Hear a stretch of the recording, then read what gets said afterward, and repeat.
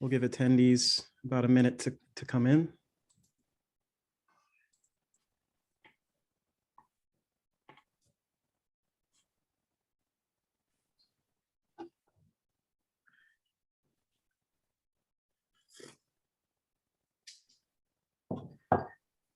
Hello, everyone. My name is Robert Stuckey, the Irrigation Association's Education Manager, and I'm pleased to welcome you to the IA's 5th Manufacturer Series webinar of 2022.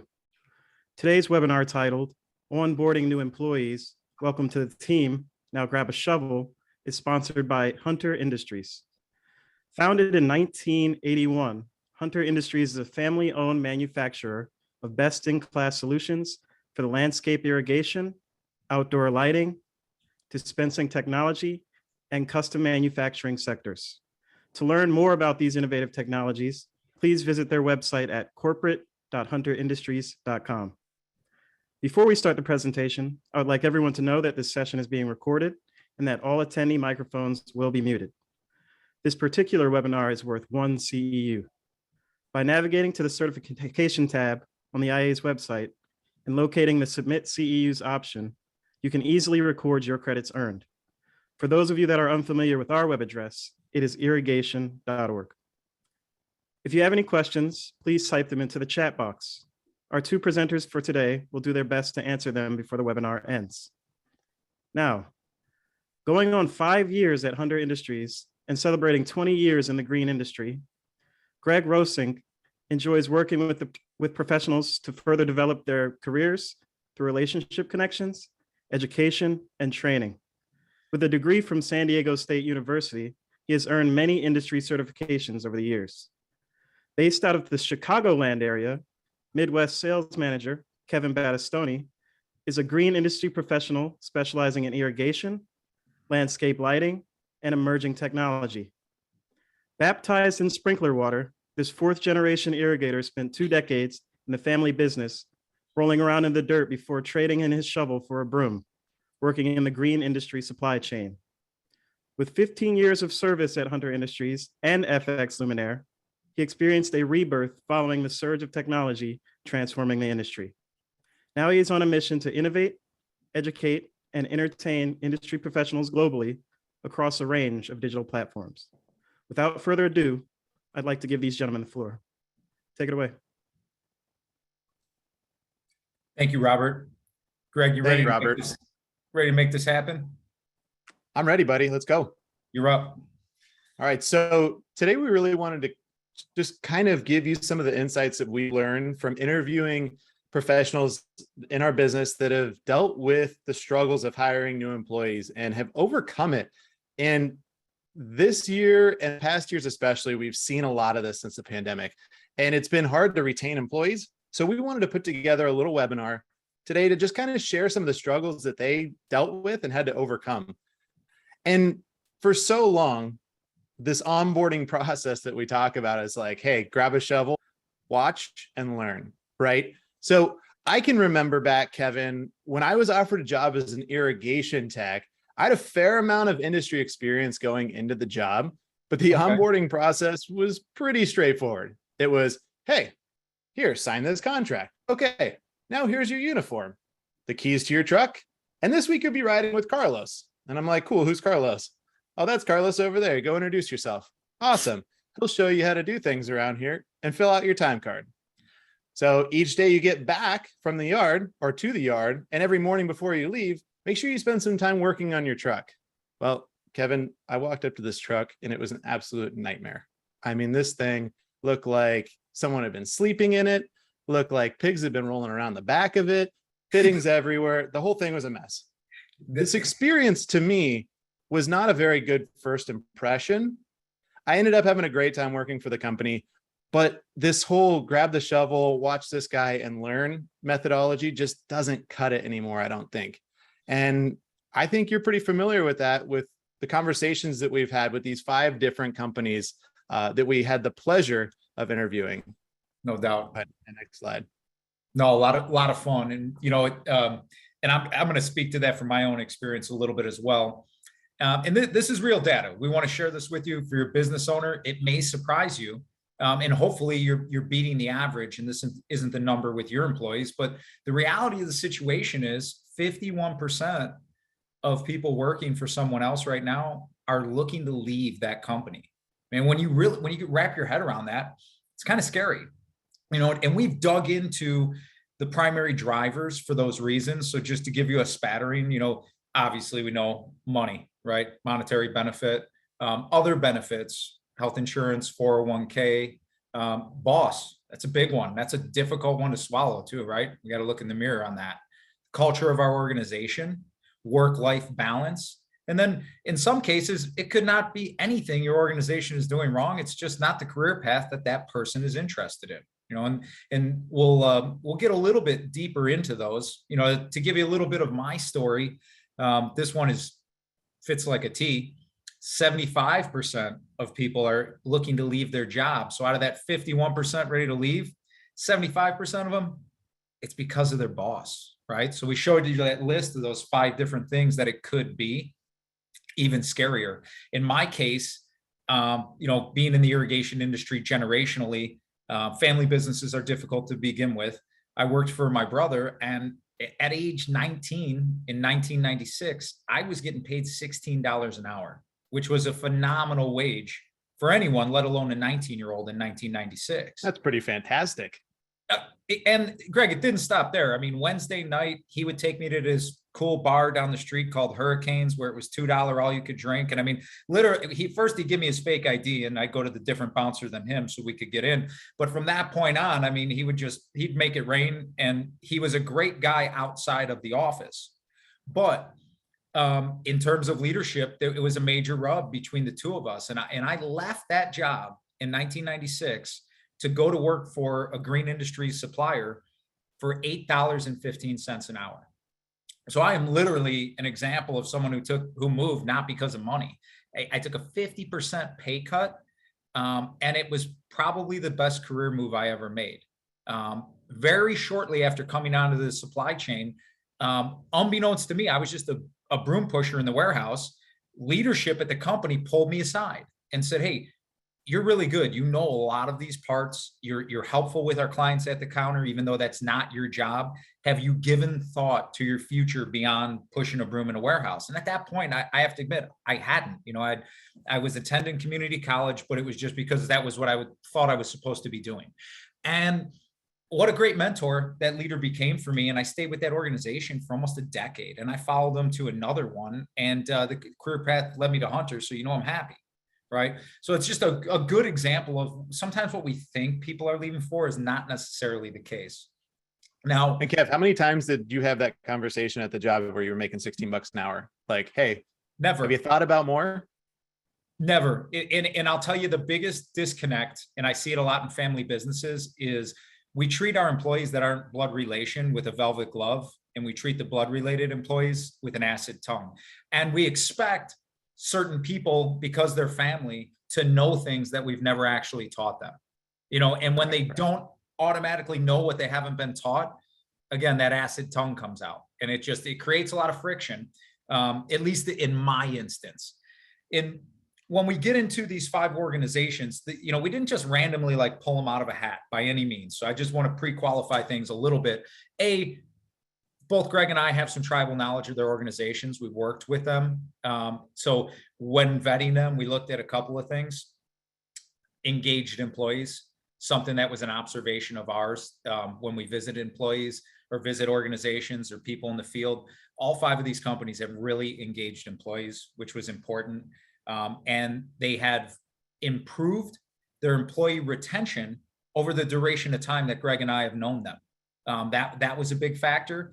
And in addition to that, they've been able to scale their workforce despite the economic conditions from the recession in the late 2000s or the COVID times. They despite, hey, I can't find people, they found people, and those people are engaged. Another thing is they're all active in the community. So it really paralleled Hunter as an organization to highlight some companies that, they open up their playbook. These guys, I got to quote Brett from American National. It said, "Hey, rising tides raise all boats." So they're not going to give you, we're not going to share every intimate detail, but it's a playbook. And I think you'll find value in it. So professional irrigations based out of Lake St. Louis. Give you an idea, over the last 15 years, they've scaled the company pretty drastically. I want to say there's roughly 60 employees in the field today at the organization, 3 locations. We're going to really hyper focus on service technicians with their organization today. And to give you an idea of the scope, they have 36 service technicians, so a dozen at each one of the locations today. Now, this is a twofold interview, right? We met with the owner and principal, John Lauer, but then also his operations manager, Nick Voss. And Greg, I mean, what were your, you got any questions for me? No, I mean, I've met John before. John's a great guy. John's a straight shooter. John's a smart businessman. But he also, from the conversations that I had, he struggled pretty heavily with some of these employee retention and onboarding processes and stuff. And he realized that, hey, I can't just keep doing the same thing. I got to try something new. And when he shared with me some of the ideas that he was thinking about implementing, I was just blown away. And I mean, let's talk about those. But yeah, no, it was just great having that conversation with him for sure. Yeah, it wasn't all sunshine, lollipops, and rainbows over at Pro. They love data, they love analytics, they leverage enterprise software anywhere they can, and the data showed them that in their although they had good employee retention overall, their service department, the turnover was 3 times higher than any other department in the organization. So from John's view, it was like, we've got to find out why. Right. So step one for them, he said, in terms of employee engagement and onboarding, you've got to have mandatory exit interviews. And in that exit interview process, you need to disarm the employee that's leaving. Right. They might have a little bit of anxiety going into an interview or even taking one like that, because obviously they're leaving because they're not happy. Right. So initially, the disarming statement that leadership would have with those exiting employees is, hey, we want you to be happy. And if it's not here, that's great. Tell us how we disserved you. And in that one single statement, they disarmed that employee and they were going to get real information because they were able to disarm them. And what would have made you happier here? Flexibility, transparency. Some of the things that were really important is he said, hey, we had a history of just telling techs, hey, can you work Saturday? And without defining what that actually looked like. So that meant he was going to come in on a Saturday, or that individual work 12 hours, bouncing around, making hero service calls from one side of St. Louis to the other. And as a byproduct of that, likely miss a family party or a baseball game for one of their kids. So they clean that up pretty quick. Now when they approach a service tech, hey, can you work Saturday? They go, what's that look like? And he goes, well, I've got 20 3/4 inch rotors that need to be replaced in Wentzville, Missouri, and you can start as early as 8. No, right then and there, the service tech knows the time commitment. They know that if that it'll interfere with the family party. So really defining to them what that looks like. The next part, and the big one, is the service technicians felt underappreciated to the organization, when in actuality, if you think about it, your service tech is the face of your organization to your client. If a lot of times they're booking online now, so they don't even talk to somebody in the office. So that 5-6 minute interaction is their impression of the company. So the organizational chart was the first thing that John addressed. So in the organizational chart at all 3 locations is big, so everybody can see it. And right underneath leadership in that organizational chart is the service technician, because they are the face of the company to the client. You're doing a job that's not sexy. Right. And it's not sexy at the barbecue either to say, talk about what you do for a living. So they have really put an emphasis on importance. Things like, we'll talk about with Nick in a minute, career path, but it was more, hey, get everybody business cards, get them ID badges. Let's level up and be a little bit more professional about this approach, and repetitiously make sure that these individuals know that they are the backbone of the organization, and showing them where they rank in that organizational chart. And, at that point, he's just said, Kev, I'm tapping out. Talk to Nick. Nick is the operations manager, and all 36 technicians report to him. And there's a senior tech out of those dozen at each location that oversee the other 11. So, with onboarding, Greg, I think you had asked a question about like off-season onboarding to on-season, something of that nature. Yeah. I asked Nick, hey, do you guys just hire in the off season, or do you try and bring people on when you're super busy and swamped with work? Yeah, and the answer to that one was there is no off season. The tactics in onboarding differentiate depending upon the time of year that they're training. One parallel that I'll mention now, all 5 organizations, their onboarding process and their training is 80% in the field, 20% in the office. And we'll drill that down. But start to finish, once they have hired someone, it's a mandatory, it's typically an 8-week onboarding, depending upon the skill set of the individual. It's a 4-week ride along with a service technician. They will place them with a senior service technician, a different one each week. And just shadowing, and being a gopher, which is how I know that was my job when I was riding with my grandfather as a kid. But at the conclusion of each week, Nick will meet with that service tech they rode along, and they'll assess them. Now, they assess them based on 24 core skills that they've deemed necessary skills to be a successful service technician. And then at that point, they'll switch them to a different tech the following week, make them aware of their progression in these areas based on the assessment of the first person they rode along with. So they're getting 4 different senior sets of eyes on that individual, and it's all facilitated by the operations manager. So he's taking in all these data points, and some will take longer. Now, recently for pro, they've noticed where their time sucks are or where they're not as efficient. The difference between a good tech and a great tech is the ability to locate wire, electrical troubleshooting, and service a valve, all of which tend to be the most time-consuming things from their analytics. So they've made a concerted effort to up the game in those areas where they're taking time out of the day, like the first 3 hours of a day, which we all know are critical, right? To do nothing but upskill the folks and pay them to get upskilled in these 3 areas where of lesser strength for them today. Now, let's talk monetary for a minute. There are 3 different ways they allow an employee to increase their hourly wage. One of them is to get their cross connection license. Now, I know state to state, like Illinois, where I live, you can't even get a cross connection unless you're a licensed plumber. That's not the same in Missouri. By obtaining that cross connection license, they have more value to the organization, so they can charge more for them because they're doing something beyond irrigation service. Also, they use the Irrigation Association CIT, which they will pay for. And if they complete that and pass it, that increases their hourly wage.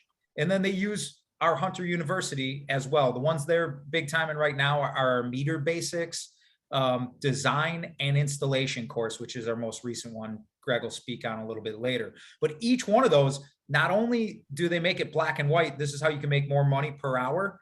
They have asked us, hey, how long does it take for the installation series? It's 2.5 hours. Okay. So they actually reimburse the employees for doing this stuff on their own time.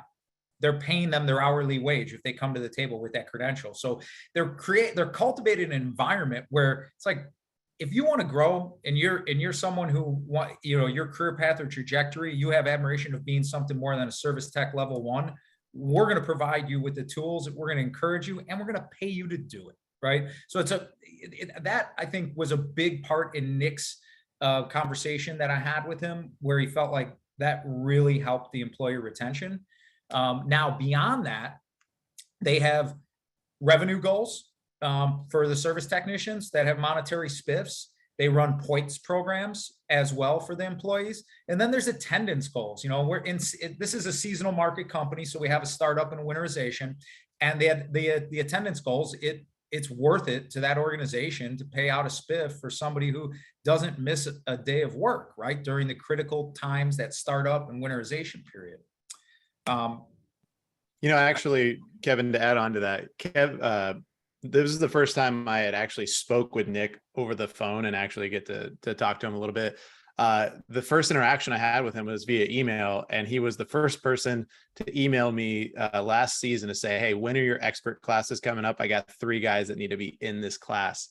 And I was like, yeah, well, let me get back to you. We're still planning that training season. That's how early he reached out to me, because he wanted his guys, his key performers, to be in class, having an opportunity to grow and also incentivize them for learning and get them to that next technician level. So some of the really cats great. in this picture look familiar to you then, likely. Yeah, I think I've had about a third of these guys at San Marcos on campus in classes.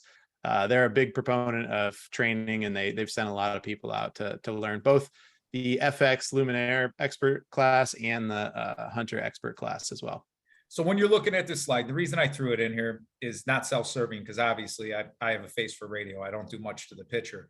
But what I will ask you to take note on, I can't see there's one person, and I know him, right, that doesn't have a big old smile and it isn't happy in this photo. And it's just because that's his resting, normal, happy face, right? But I mean, you can see all the fellas in this picture are actually happy and engaged to be there. And I mean, you can tell when somebody's checking a box, sitting through a training because the boss said they had to be there, versus somebody who actually wants to be there, right? And so this image just kind of portrayed that to me, just to speak a little bit more validity to the action steps that they've took and the net results that they've gained. Greg, this next one is near and dear to my heart. I've known these fellas for 3 decades out of the Chicagoland area, but I love the outside perspective and your take on it. So I'm going to let you introduce Brett Gold and talk a little bit about American National. Yeah, Brett was a pleasure to talk to. And if you'll notice right there on the slide, his role is CTO, not something you see in the irrigation business a lot, a chief technology officer.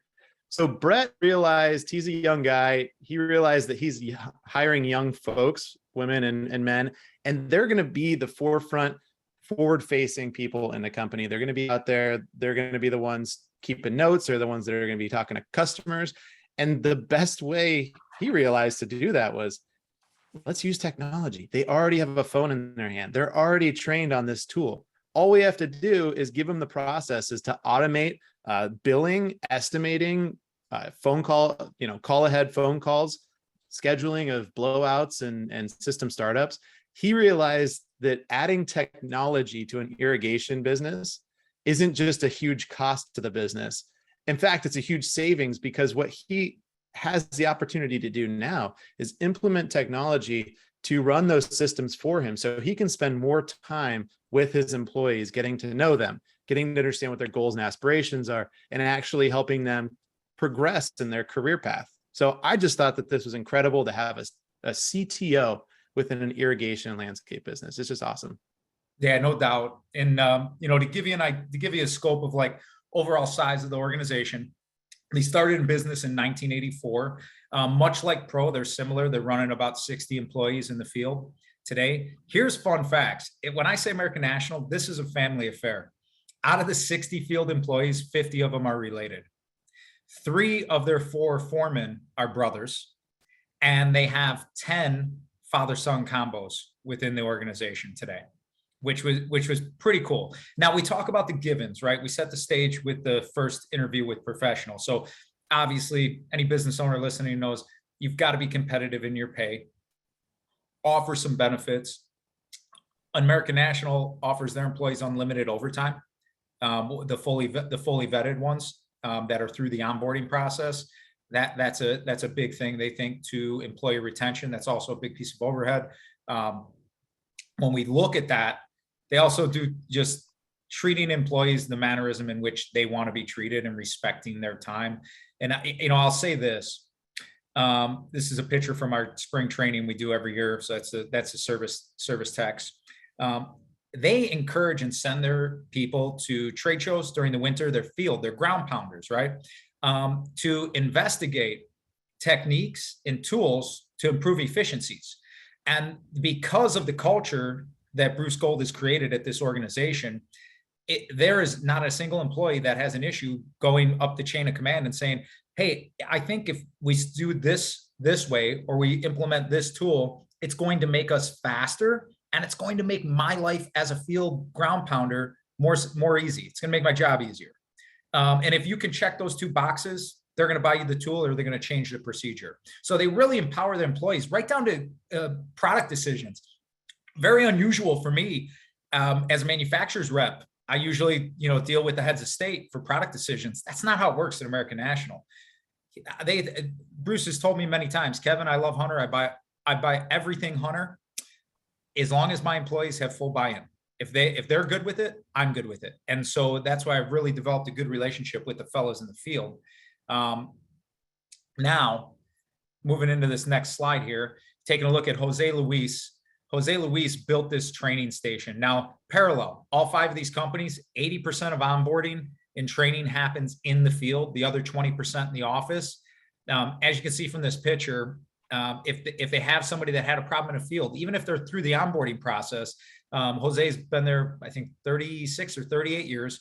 He built this station. Now, American National, I should have mentioned with Pro, their irrigation, lighting, and fertilizer application. American National is irrigation and lighting. Those are their lines of business that they focus on. So every possible scenario with pump stations, with landscape lighting, so on and so forth, is replicated along with all the equipment that they have in the field, or that a service tech may or may not encounter. So it definitely took some time to build this, but they feel like, especially with things when you're going into the area of technology, talking about Wi-Fi based controllers, things of that nature, you can perfectly replicate real world application and build that confidence within the employee.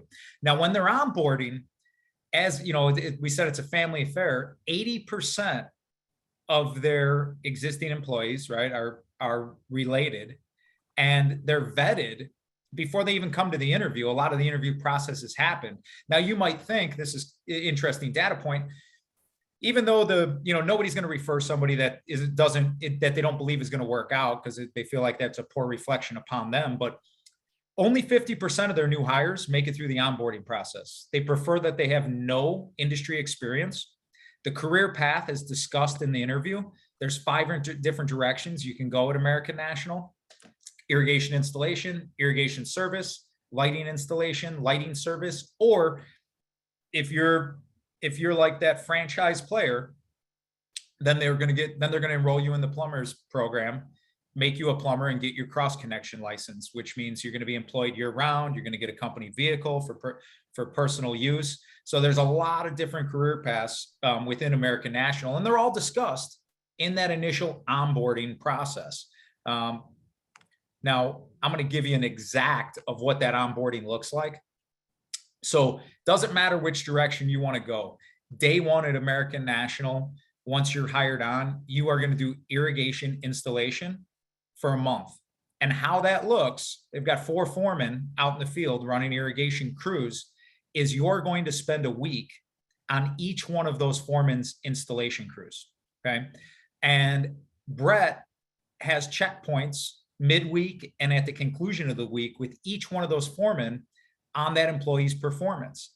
And so Brett's job from a detached perspective is, once he gathers that data from the foreman, he will then intervene and have brief meetings throughout those first 30 days with that new employee. And again, disarming them. There's 8 different ways to deliver a message. You can go to a guy and say, hey, I hear you dig like a real wimp and you don't know how to set ahead, versus, hey, it's my understanding that you could probably use a little bit more help. We haven't taught you quite the right way to set ahead yet. So we're sorry about that, but we're gonna up our game next week, and we're gonna have somebody really help you and show you the importance of how to set that head. So it's a velvet glove treatment up and down. I mean, the chain of command at the organization, and the respect that each employee, it's not, I don't blow by anybody when I walk into that office. Everybody's truly equal, and you can feel that. So once they get through those first 30 days on the installation crew, the next step is to put them into a service truck and have them shadow. American National runs 2 techs in a truck to begin with. So having somebody in there to shadow is pretty standard operating procedure for them. They will rotate the service technician that the person rides with. And so they can get, again, that feedback process. And depending on the time of year, like let's say they came on in April. So April was in the field installing, May, June, July. August rolls around for the entire company. August is a huge training month for American National. Seasonal market service tends to be lower. They guarantee their employees 40 hours a week for the entire month of August, and whatever lulls they have, they fill it with training. like Pro, they've been big timing voltmeters and milliamp readings, and working the milliamp clamp for both lighting and irrigation, as well as wire locating. So that's an area of focus that they're hammering on right now, to up their skill set of their people. Now, Greg, you asked in the interview. Yeah, you I had asked asked Brett, and he had the best answer, but I asked him, Brett, what is the single one most important thing you do to retain employees? And Kevin, what did he say? It was pretty much a synopsis of the golden rule. He treats them with respect and values their time and treats them exactly how they want to be treated, or he would want to be treated if the roles were reversed. It was funny because as he was talking to us, he had a small bracelet on, and he said, when one of the fellas came back from Mexico over the winter break, he brought me this bracelet. He goes, and Greg, and I mean, Brett was emotional when he was saying it, because he goes, it's not what it cost. It's the fact that this guy is 2 or 3 months into his winter hiatus, and I'm in his frontal lobe, in his forefront, and he carried, and that, he goes, to me, that was just a mere reflection of gratitude for the way in which I treat him. And when you see those generational businesses, it's cool to see new leadership like Brett step up and have that same fundamentals in terms of that golden rule that his uncle has been ruling with for many decades. So that was pretty cool. Yeah. And after we closed the book and I was walking out, Bruce Gold, Brett's uncle, said to me, he goes, "Hey, Kev," he goes, it's just not one thing. He said, it's all of the things, right? All wrapped into one, obviously compensation, respect, and treating the people. He said, but it's consistent. It's remembering when I get out of the car before I come into this office, regardless of what kind of day I'm having, if I exude behavior of distress, anger, that bleeds into my company. He said, I come into the office with a clear head. And it was just, they've always been a class act. So it was really cool for them to open up the playbook and let us in. Now, this next one is near and dear to my heart, because if this company didn't start in 1928, I wouldn't be talking right now. So my family got their start with Mueller Mist, which started in 1928 in Chicagoland area. Andy Wright is the owner of Mueller Mist. And this picture here is from our spring training with our service technicians. Now, I wasn't focusing on scaling. I was with this organization, it was more about employee retention.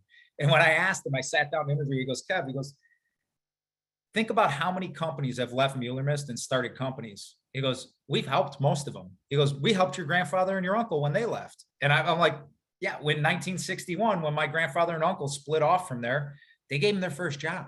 That was, they had work for him for 6 months. So it's just always just been very, very classy organization. He said, the key to, or the focus for them on employee retention is a repetition.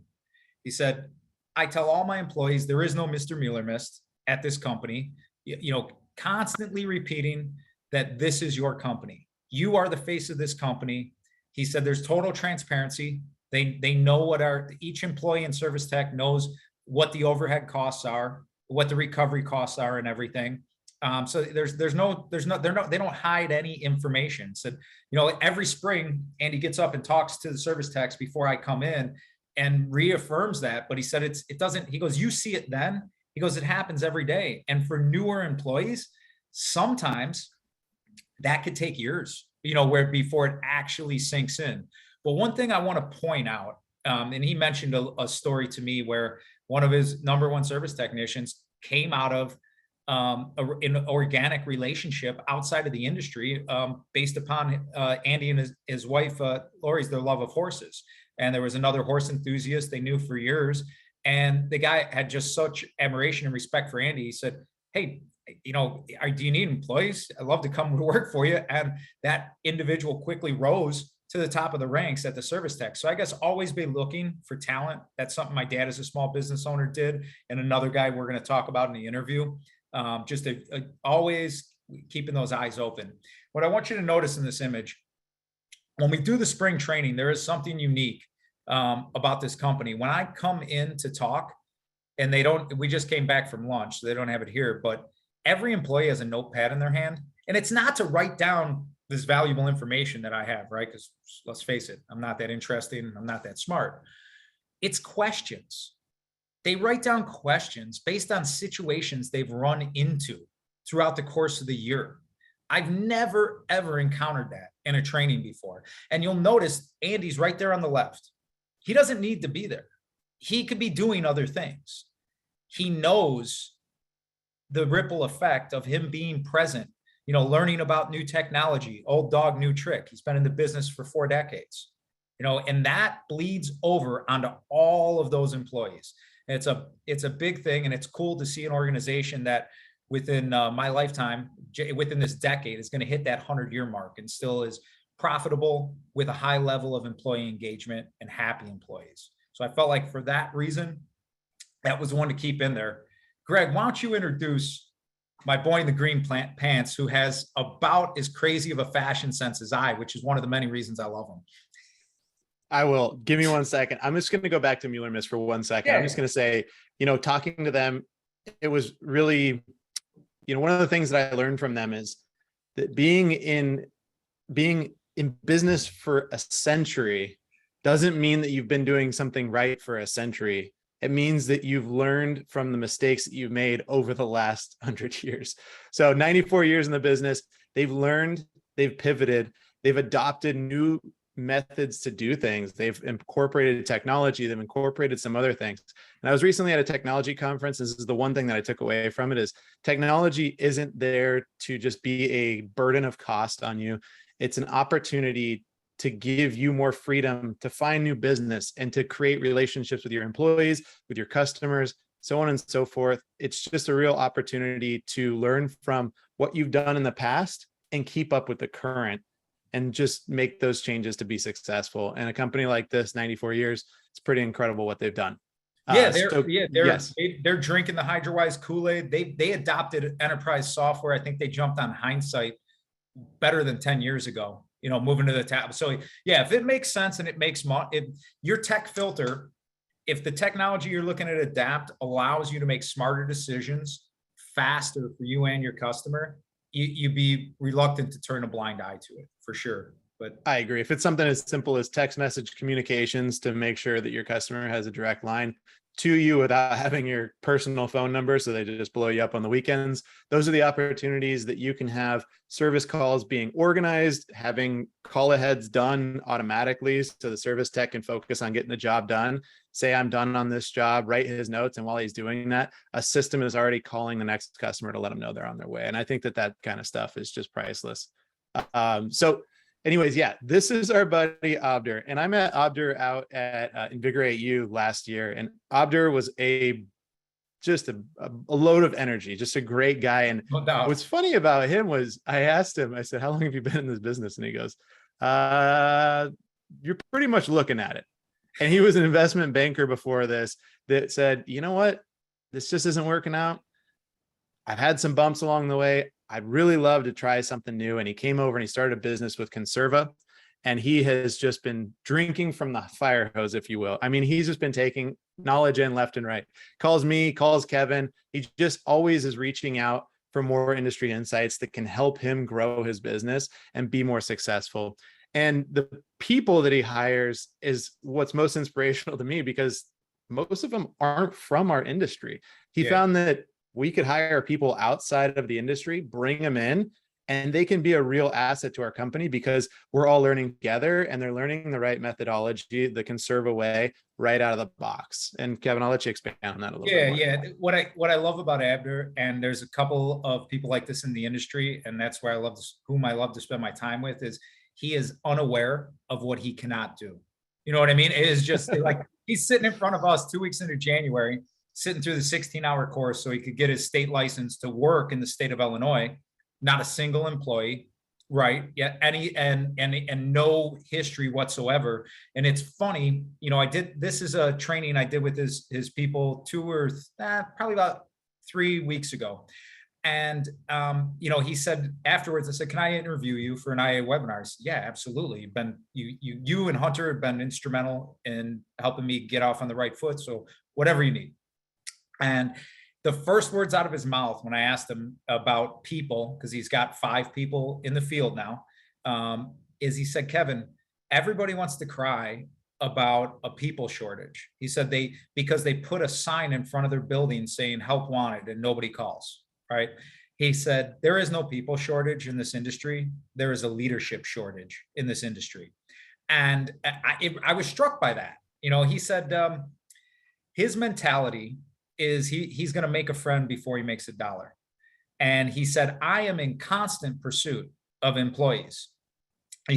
So I remember, like, we had that date with him in January, and in March I said, hey, how's the hiring go? Because in the Chicagoland area, you're going to hit the streets doing startups sometime like first, second week of April. You got to be careful. You get a little freeze action. Backflows are all going to, take a dump. But he said, interviewing. I said, yeah, how is it interviewing people? He goes, Kevin, I'm not interviewing people. He goes, they're interviewing me. He goes, there's been a paradigm shift in the onboarding process. The employee is asking me, why should I come to work for you?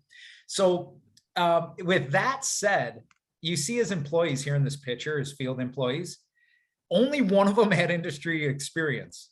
He got one from Costco. He got one from a gas station. One was a painter and one worked for Comcast. Okay. He's always on. He said, I love making connections with human beings. He's like, I'm a people person, and I don't, I'm looking to make genuine connections whenever I can. He said, and then once that's established, I ask him the truth. How do you like working here? Are there things that you would don't like about it? And then what can he provide? When he begins to say, hey, I own a business, most of it was a lot of work-life balance. Which is he's able to provide because he schedules all the service calls. Where the guy at Costco, he loved the environment. The pay was pretty decent. The coworkers were good. The culture was good, but the hours weren't conducive to his family schedule in life. Where Andrew's like, well, within my industry, my business, we schedule the calls. I can craft your work schedule around that. And so that was really interesting to hear. And he goes, Kevin, I hire on attitude alone. He's like, everything else can be taught. And he said in the onboarding process for them, they go through Conserva training, which is something that comes from the franchise. So that's one thing. He said he puts them through the Hunter University.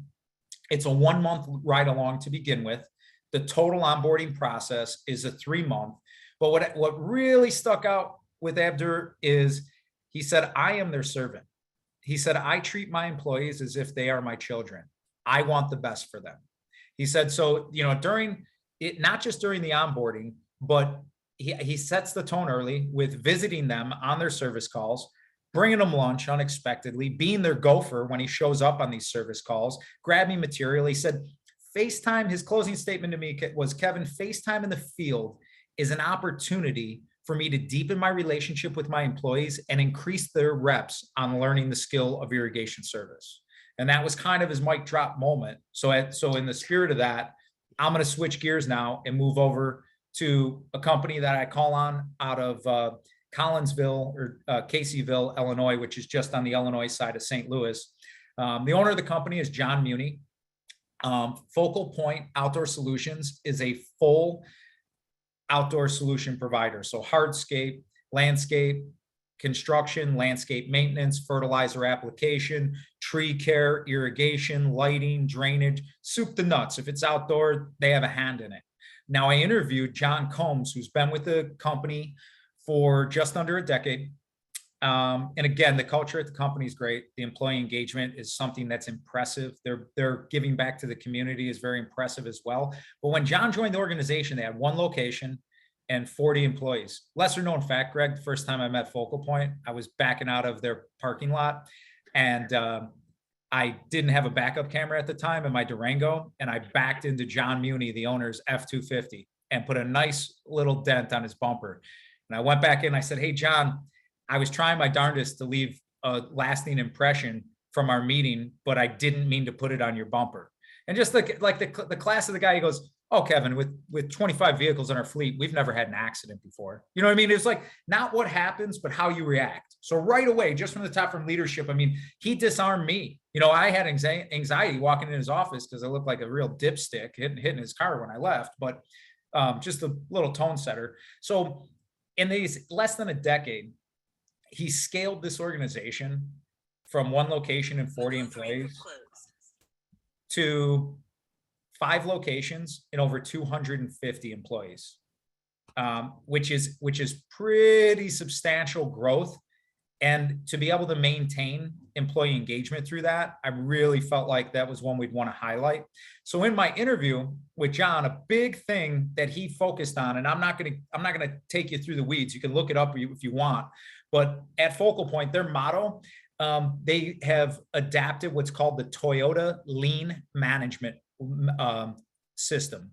Toyota manufactures, Focal Point doesn't manufacture. It doesn't matter. John said it's applicable across any business, period.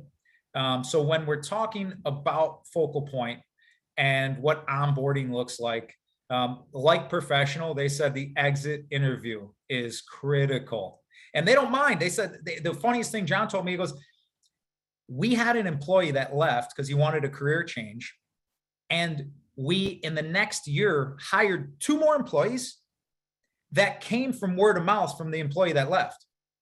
You know what I mean? If that doesn't speak volumes to the culture, it's like, hey, we just couldn't find the right seat on the bus because this guy was in the wrong industry. But the culture was such a good culture that he was still speaking about it after he left. And there were people he encountered that wanted to change in career path and have since come on board, and they're multiple year employees.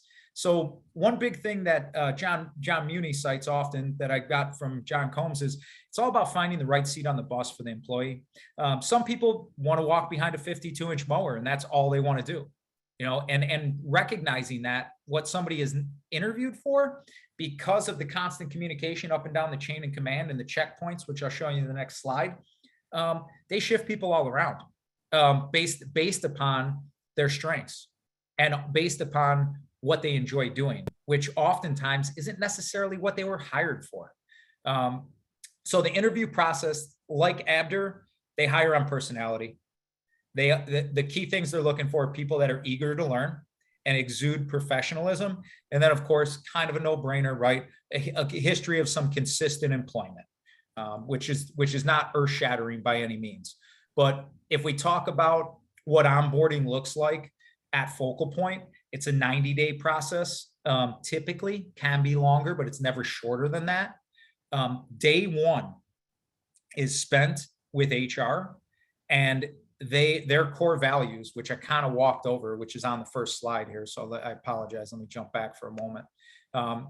Values, purpose, and mission are their core values as a company. And what's interesting is those core values are tied to every single thing a new employee or any employee is asked to do. So all of their SOPs have their core values tied to them. So day 1 is spent just filling out your onboarding paperwork, core values and safety. That's day 1, and that's all day. And then there are checkpoints. 1 week on the job, depending on what department you're in, you're gonna circle back with HR and the person you're working under directly in the field. Coaching up and down, again, velvet glove, no acid tongue here. You know, what are you enjoying about the job? What things would you change? And genuinely soliciting that feedback, exuding a body language and facial expression and vocal inflection that the employee is going to tell you the truth, right? I mean, there's 2-3 different ways to do things, and we got to check ourselves with that, because I'm fallen victim to it many times. You know, everybody knows, oh, Battistoni's intense. He comes out hot. I'm intense on myself, not on other people, but sometimes my posture exudes that to others where they might not tell me the truth because of that intensity. So certainly something I've learned over the years. So that happens again at the 14-day mark, that same circle back with HR and the supervisor. And then at the 30-day mark, it's simply with their field manager. And at the 90-day is where they consider fully onboarded, and there's an additional meeting with HR. Through all these meetings, HR and the field manager are soliciting them for feedback. That's a big part of it, because that also moves them. Hey, do we have them in the right seat on the bus? With Focal Point, again, 80% of the training happens in the field, 20%. And John Combs, who I interviewed, is an account manager, but he's also their trainer. So is the perfect guy to speak to on this. Now, what I like is he said, and I think this kind of beat this up a moment ago, is you've got to be an onboarding mentor, not an interrogator, right? So there's just your tact in going about asking questions and soliciting information. How did we just serve you, right? Like we talked about with professional in the beginning. They rotate the supervisors. So the supervisors that are checking in with them is not always the same. And then at a certain point, they'll do shadowing. They have 3 or 4 sites, specifically talking irrigation, close in proximity to the shop, that are training sites for conventional irrigation, for 2-wire. They have the ownership or the HOAs or the property managers let them bebop in and out as they see fit, which is pretty cool. And again, there's daily text messages going out from leadership, giving examples of something somebody within the organization did that's tied to a core value, or something the owner observed just throughout his day that tied to one of their core values that impacted him. So as the company scales, he still tries to keep it personal, sending out that daily text message to the staff. And then somebody who has just been a great resource for us, and he's contributed 2 or 3 times, Kurt Litton from Jetstream Irrigation. I'm gonna take his tagline here when we interview Kurt and say, Kurt, how do you onboard new employees? He goes, the best way to find new employees, Kevin, is to first keep the ones you have, right? That always stuck out. Give you the scope of Kurt's business. There's 15 employees. 11 of those employees have been with him less than 5 years. 4 of them have been there 10 plus. The givens, competitive pay, benefits, health insurance, a work environment, little things. Kurt's like, hey, I notice all my peeps are drinking energy drinks. So you know what I did? I filled the refrigerator with energy drinks. Now they don't have to buy them. They don't have to drive there on the clock to get them. It's a win-win for everybody, right? Just trying to create a comfortable work environment. The key element, because I know we're crunching down on time, Kurt has talked about stretch goals, always keeping employees engaged. I can say that, I've experienced that too. There's always a carrot being dangled for the people, whether it's attendance, additional PTO days, monetary reward for years served, paid holidays off, all those little things. There's carrots throughout the year to keep those employees engaged. But the big one is flexibility to a level we've never seen before, quite honestly. He goes, think about it, Kev, we're asking people to do labor intense work. We're paying them well, right? But then we're asking them to do it an exorbitant amount of hours throughout the week. Something's got to give. So with his employees, and his tactics for onboarding have changed drastically, where he allows his employees, if they can come to him 2 weeks ahead of time and tell them what the following 2 weeks after that, their time commitment is, Kurt builds their work schedule like Abder around it, right? So work-life balance, flexibility, very few industries can do that, where they can craft, they have the ability to craft service calls around. So Greg can make it to Johnny's baseball games, and he's always home by 3 o'clock on a Friday, but he doesn't mind starting at 7 a.m. or whatever the case may be. But yeah, Kurt's taken it to that level, and he's done it because he said, Kevin, that is what's required in this day and age. And I think COVID has a lot to do with that. It's kind of people spending time at home, realizing this is a nice place. This is somewhere I don't want to go. I don't want to work 12 hours a day, 7 days a week. Burnout is a big thing. Also, nobody talks about it, but efficiency drops, right? When you're hammering your people 60, 70 hours a week, you're not getting the same efficiency levels out of them at a certain hour marker. I'm not saying they're paying it, they're mailing it in, but it's something certainly to consider. And I'm gonna let Greg take from here, because Greg pulled some interesting data, and then we'll try to leave it. We're about 5 minutes till the top of the hour. So if we don't get to the Q&A, if they're emailed in, we will answer and email them back. Go ahead, Greg. Yeah, and to just expand back to Kurt, his methodology is incredible with advertising through both online platforms. He uses Google to do a lot of his online marketing, and so Google Business, and he's got a fantastic website. So I think those are some of the things that do look good for an employee, because when you go to look for an employer, if you're thinking about, going to this place or this place, you're probably going to do a little research and look at their website and look at maybe some LinkedIn bios and see what type of people you'd be working with and working for. So one thing that he asked from us when we did our initial interview with him was, he goes, I don't want money. I don't want anything. All I want is an honest review of what you think about my business on my Google site. That was cool. Yeah, fair enough. I can do that. And, you know, after the conversation, understanding, you know, what he does and how long he's been in the business and the other replies and reviews that I saw on the site, my review was just like the rest of them. It was a positive, uplifting review. Thought it was a great company. So just want to throw that out there. And so as far as how much do employees pay, here's just some statistics that came from a green industry survey. 1,600 green industry professionals that are either owners or decision makers within the green organization.